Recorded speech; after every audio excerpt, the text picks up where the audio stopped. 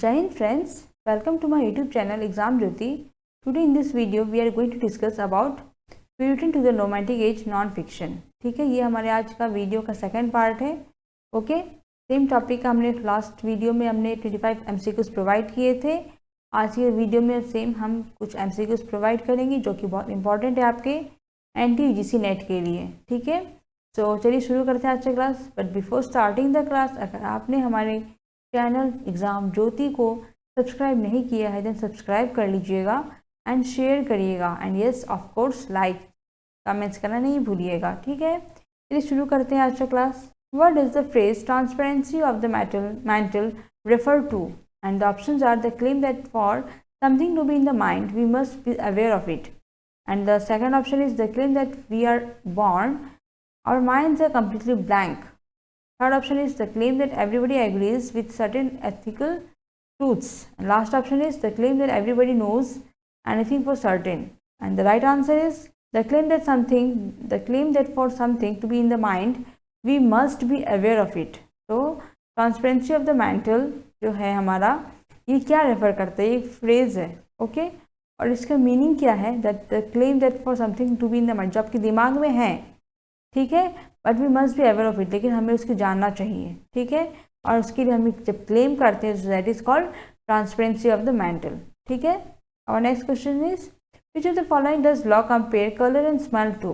तो Locke ji colour और smell दोनों को किससे कंपेयर करते हैं? Options are dream, exhaustion, sickness, a piece of wheat. Right answer is sickness. तो लॉक जी जो है कलर और स्मेल को किससे कंपेयर करते हैं? सिकनेस, बीमारी से. Next question is, why does Locke invoke the image of an almond being pounded with a pestle? And the options are to demonstrate that we can't know anything about the external world. Second option is to demonstrate that all of our knowledge comes through the senses.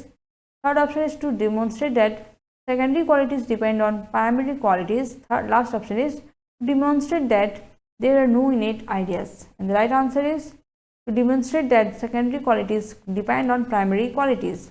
तो हमारे lock ji जो है वो invoke करते हैं image of an almond being pounded with a pestle. ठीक है, तो इन लॉक जी किस बात पे ज़्यादा जोर दे रहे हैं? The image of an almond की इमेज को लेकर बीइंग पाउंडेड मीन्स ज़ोर ज़ोर से इस तरह से मतलब पीटा ताकि आवाज़ आए. ठीक है, तो पाउंडेड विथ ए पेसल मीन्स कोई भी चीज़ जब क्रश करते हैं तो हमें मार के ठीक करते हैं जिससे क्रशिंग हो जाता है, पाउडर हो जाता है. इस तरह से जो आवाज़ होता है आलमंड को, जब हम इमेज को क्रश कर देते हैं तो उससे उन्होंने इमेज को किस जगह पे इन्वोक किया है? तो that is to demonstrate that some secondary qualities depend on primary qualities. जो प्राइमरी क्वालिटीज़ है वो किस पे डिपेंड करती है? सेकेंडरी क्वालिटीज़ पे. जो हमारी सेकेंडरी क्वालिटीज़ जो होती हैं वो हमारी प्राइमरी क्वालिटीज़ पे डिपेंड करती हैं. ठीक है, प्राइमरी जैसा रहेगा, ओके, उसे अगर क्रश कर देते हैं तो पाउडर हो जाएगा. ये सेकेंडरी क्वालिटी हो गया, ये प्राइमरी क्वालिटी हो गया. तो ये जो है हमारे प्राइमरी क्वालिटी पे डिपेंड करती है. ठीक है, तो उसी को डेमोन्स्ट्रेट करने के लिए उन्होंने इस इमेज को दर्शाया है. ठीक है, next question is which of the following ideas does Locke consider to be the likeliest candidates for innateness? And the options are idea of oneself, idea of right and wrong, idea of God, idea of number. And the right answer is idea of God. Locke ji ने कौन से idea को बहुत अच्छी तरीके से दर्शाया है? लाइकलीस्ट कैंडिडेट फॉर इनेटनेस जो होती है इनबॉर्न, उसको लेकर उन्होंने कौन सी बातें कंसिडर की? सो that is the idea of God. वो एक्चुअली भगवान जी का दिया हुआ है, दैट इज इनेट क्वालिटीज. ठीक है, our next question is which of the following statements about real essences is true according to Locke? And the options are real essences speak out nominal essences. Second option is real essences speak out natural kinds. Third option is real essences are based in the hidden microstructures of objects. Last option is real essences were what Aristotle was talking about all along. And the right answer is real essences are based in the hidden microstructures of objects. तो जो हमारे lock जी हैं इनके अनुसार real essence जो है वो कौन सी बातें सही हैं? रियल एसेंस मतलब क्या होता है उनके अनुसार? तो real essence are based on in the hidden microstructures of objects का जो माइक्रोस्ट्रक्चर होता है, छोटा छोटा पार्टिकल्स. ठीक है, उसमें जो एसेंस छुपी हुई रहती है, that is called real essence.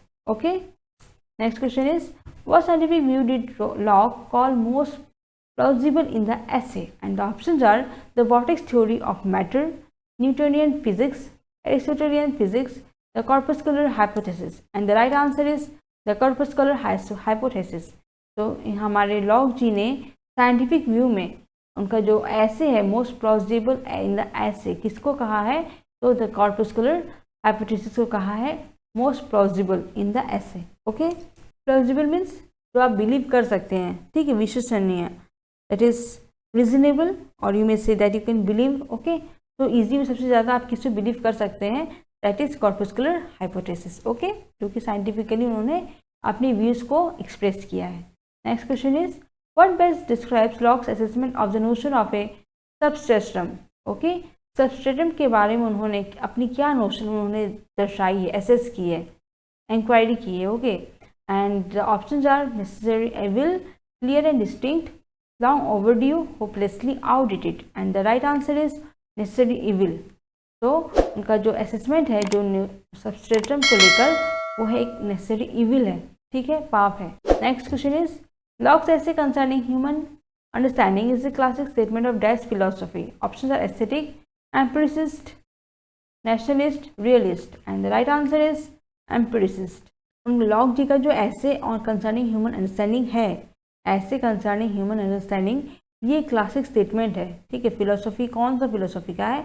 एम्पिरिसिस्ट. एम्पिरिसिस्ट means जो कि एक्सपेरिमेंट और प्रैक्टिकल एक्सपीरियंस के ऊपर बेस करके बना होता है, दैट इज कॉल्ड एम्पिरिसिस्ट. ओके, इसमें कोई आइडिया नहीं रहता है कि हाँ ये आइडिया बेस्ड है, ऐसा होता है, ऐसा कुछ नहीं है. इसमें उन्होंने साइंटिफिकली प्रूफ किया हुआ, एक्सपेरिमेंट किया हुआ है, और ऐसे बेसिस, ऐसे फिलोसफी को क्या कहते हैं?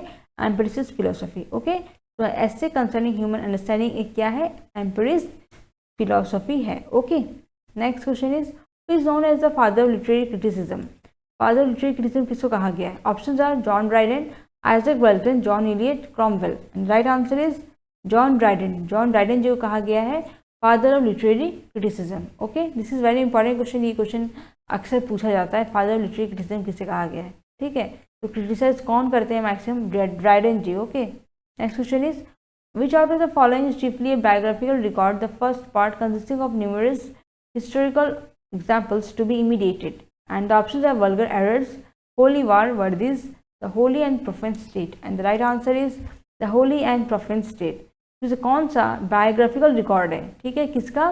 The first part consisting of numerous historical examples to be imitated.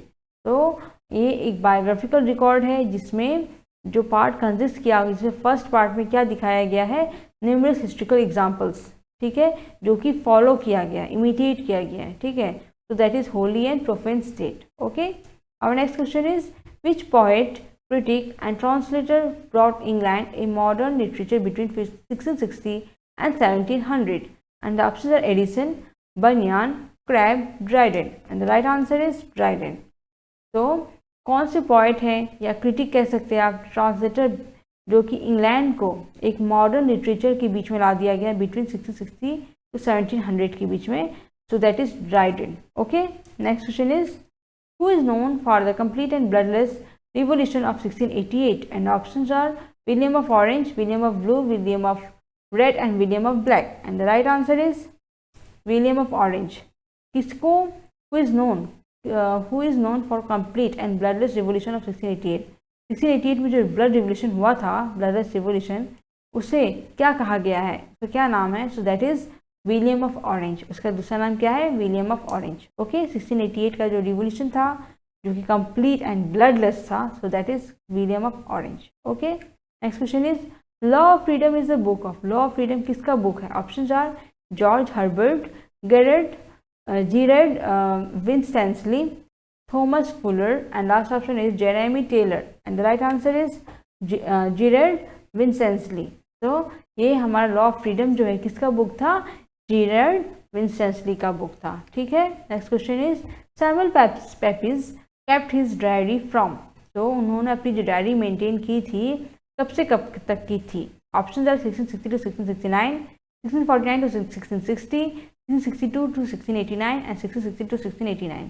Right answer is 1660 to 1669. Okay, 1669 के बीच का जो उन्होंने डायरी मेंटेन किया था that is Pepys. Okay, next question is what century is variously called the age of enlightenment, okay, the age of sensibility, the Augustan age और the age of prose and reason. तो कौन सी as को, कौन सी century को कहा जाता है?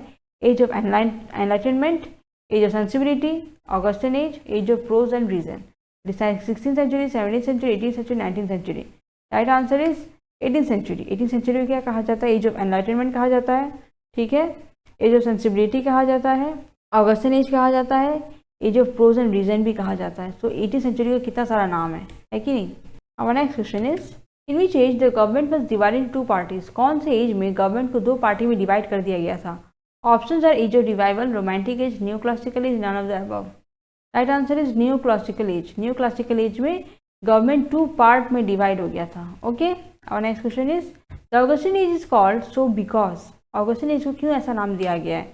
Options are king Augustus ruled over England during this period.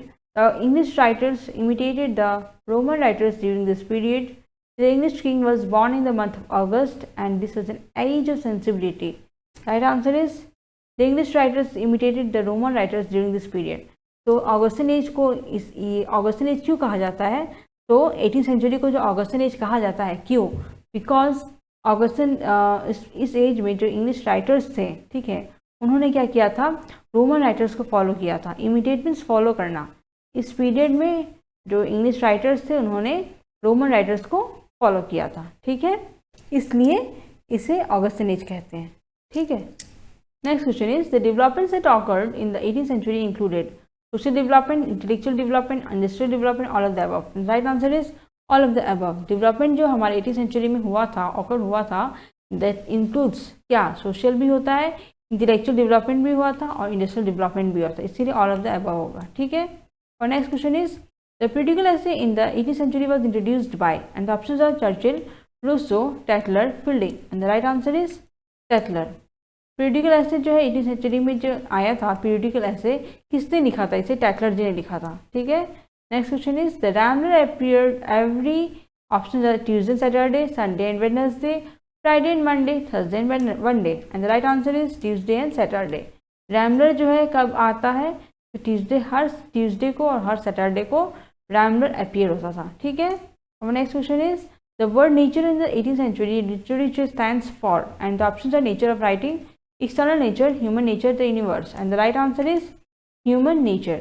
जो नेचर वर्ड है 18th century में जो आया था, इसका नेचर का मतलब क्या था? Stands for what in the literature? It is human nature. Nature मतलब क्या था 18th century में? ह्यूमन नेचर को नेचर कहा गया था, नॉट प्राकृतिक, okay. They're not natural, it is human nature, okay. Next question is Joseph Edison in his famous work Female Orators talks about, options are talkative nature of women, women's status, beauty of women, none of the above. Right answer is the talkative nature of women. Addison ji ने जो अपनी work लिखी है female orators, इसमें उन्होंने क्या बातें कही हैं? तो talkative nature of women. Nature women की नेचर क्या है? टॉकेटिव, बहुत बातें करती हैं, ठीक है. और इस व्यू को उन्होंने, पॉइंट को उन्होंने दर्शाया है फीमेल ओरेटर्स वर्क में, ठीक है. किसने? तो जोसेफ एडिसन जी ने, ठीक है.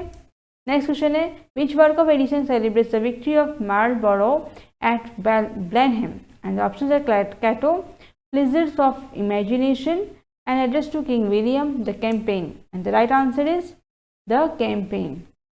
कौन सा एडिसन जी का वर्क था जिसमें सेलिब्रेशन हुआ था मार्लबोरो का विक्ट्री, जीत का, ठीक है, एट ब्लेनहेम? तो वो है कैंपेन. इसमें विक्ट्री सेलिब्रेशन हुआ था, ठीक है. Next question is which was the first play of steel. Steel का पहला प्ले कौन सा नाम है? Accomplish fools, funeral, lying lover, conscious lovers, and the right answer is the funeral. Funeral जो है स्टील जी का पहला प्ले था, ठीक है. फर्स्ट प्ले क्या था? The funeral. And our today's last question is which work did Steele address to his second wife. Steele ने अपनी सेकंड वाइफ को क्या एड्रेस किया था? कौन सा काम, कौन सा वर्क लिखा था अपनी सेकंड वाइफ के नाम पर? तो conscious lovers, lying lover, dear Prue and the tender husband. Right answer is the dear Pru.